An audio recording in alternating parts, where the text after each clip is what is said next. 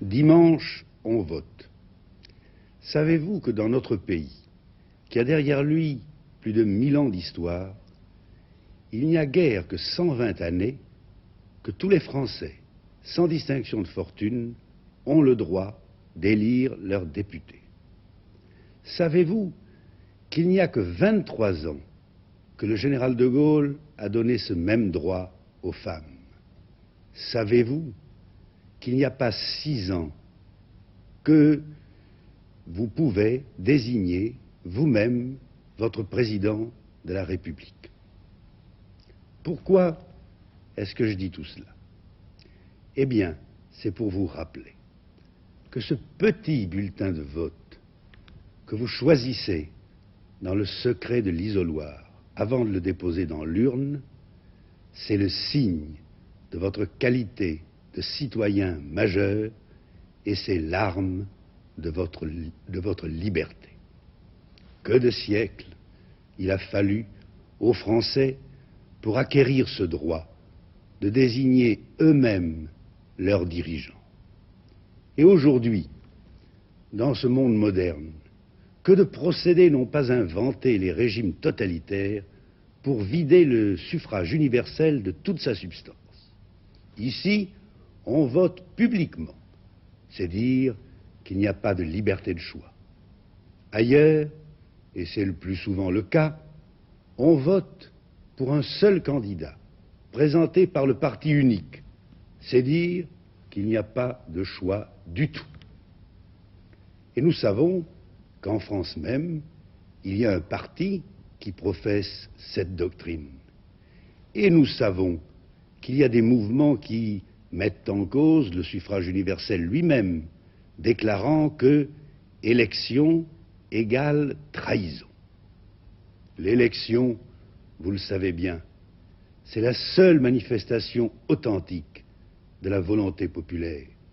C'est le seul moyen de barrer la route aux entreprises des minorités violentes et révolutionnaires. Seulement, pour sauvegarder ce droit essentiel, il faut s'en servir et il faut savoir s'en servir. S'en servir, c'est-à-dire voter. Vous n'avez pas le droit de vous abstenir.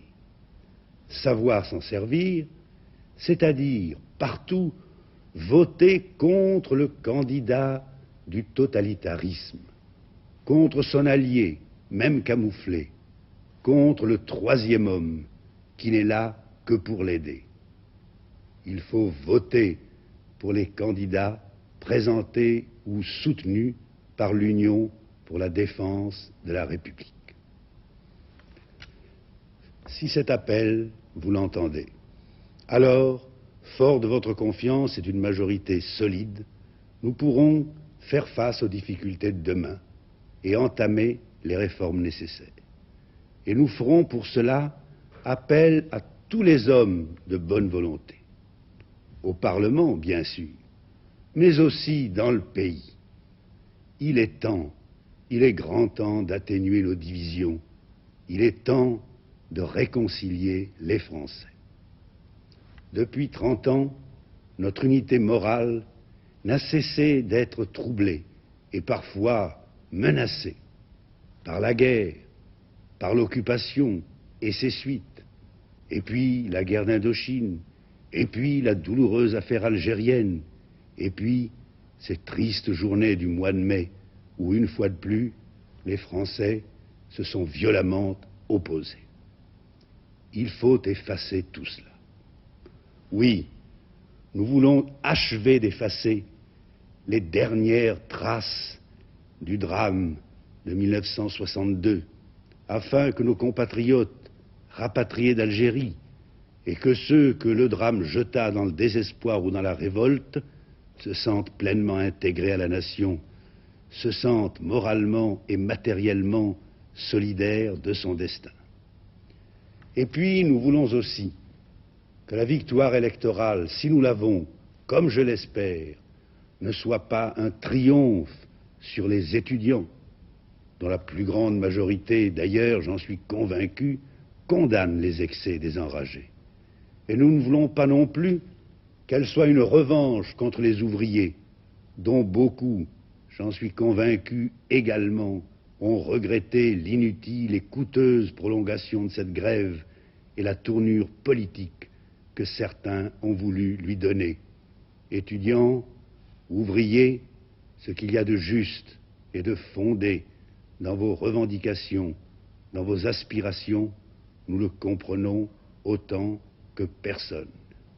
Nous voulons que dans les universités, dans les entreprises, dans la société, vous ayez une place, un emploi, un rôle à la mesure de vos capacités, de vos besoins justifiés, de votre dignité. Français, Françaises, rassemblez-vous. Rassemblons-nous dimanche sur la défense de la République. Rassemblons-nous ensuite autour du chef de l'État pour que notre pays progresse dans la liberté et dans l'ordre qui protège cette liberté vers plus de justice, vers plus de bonheur. Vive la République.